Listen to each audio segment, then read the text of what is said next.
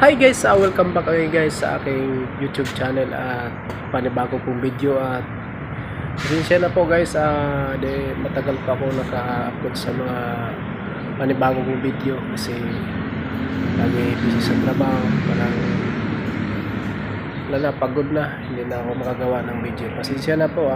Tingnan po natin, mag-sit up po tayo para sa Pasko at saka New Year. Set up po natin ngayon, pero na-set up ko na po to lahat. Yung pakikita ko na, pasilip ko na lang sa'yo yung mga yung pag-set up ko. Hi mga ka-garbage, welcome to my channel. Ako nga pala si Jerry Dugmukan at subscribe niyo po ako at pindutin ang notification bell para updated kayo sa sunod kong mga video.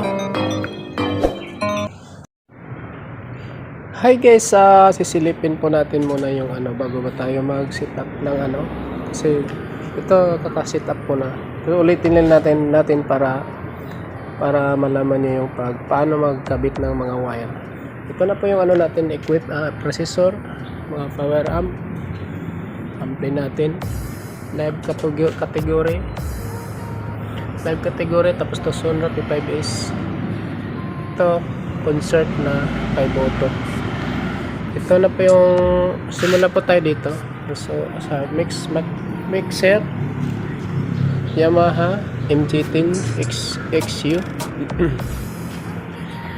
EQ natin na Kenwood na G810 digital po yan mga kasound.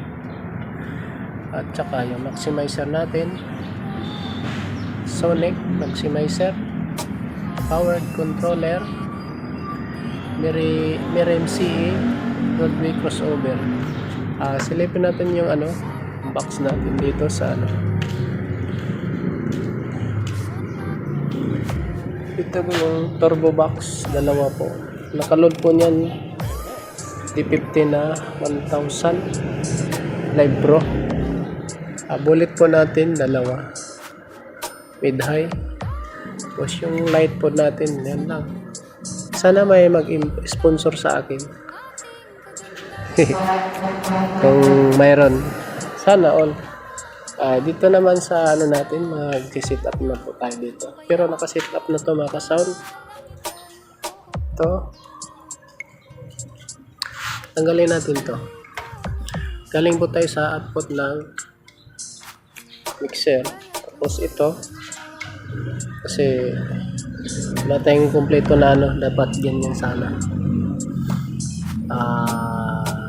Female. Ito na lang gamitin natin.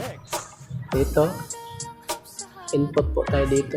Galing sa mixer, output, tapos input tayo sa maximizer. Tapos mga ka-sound, maximizer to, mag-output naman tayo dito sa maximizer. Ito channel A, kahit isa lang yung natin mga ka-sound, yung kasi parehas lang channel to at channel A, parehas lang yan channel A. Output po tayo sa maximizer ng channel A. Tapos connect po natin dito sa EQ ng N ng EQ equalizer. Connect po tayo dito sa equalizer ng input. Ganun pa rin mga ka-sound, isa lang yung natin. Galing po to, output tayo sa maximizer. Tapos connect po natin dun sa input ng EQ. Sa output naman mga ka-sound, ito palabas na po to. Palabas na po to kasi galing tayo sa mixer. Pag input naman tayo doon sa crossover. Input naman tayo galing sa EQ. Output ng EQ, input tayo sa crossover. Input sa channel A. Ganun pa rin mga ka-sound. Yung ganun din yung setup. parehas lang. Kasi lang ito, naminday ko lang to kasi isang parang ano lang to, parallel connection. Parallel connection lang to. Ito lang yung pang sub. So mga ka-sound, ito naka-input na tayo dito sa ano, crossover galing sa output ng equalizer. Tapos mag-output naman tayo papunta amplifier. Ito po yung pula, amplifier. Output yan mga ka-sound, tingnan nyo. Output ng crossover papunta input ng amplifier. Ganun pa rin mga ka-sound ito. Pero ganun pa rin yung setup. Kung ano ang setup nyo dito sa ano, channel 1, channel 2, parehas lang. Sana may matutunan kayo mga ka-sound, yung hindi pa nakakaalam sa mga setup. Tapos sana may natutunan kayo. Tapos ito pa mga ka-sound sa ano, sa audio source natin, sa ito yung audio source natin to. Ito sa cellphone man o laptop, audio source natin. Ito po yung audio source. Audio source natin yan.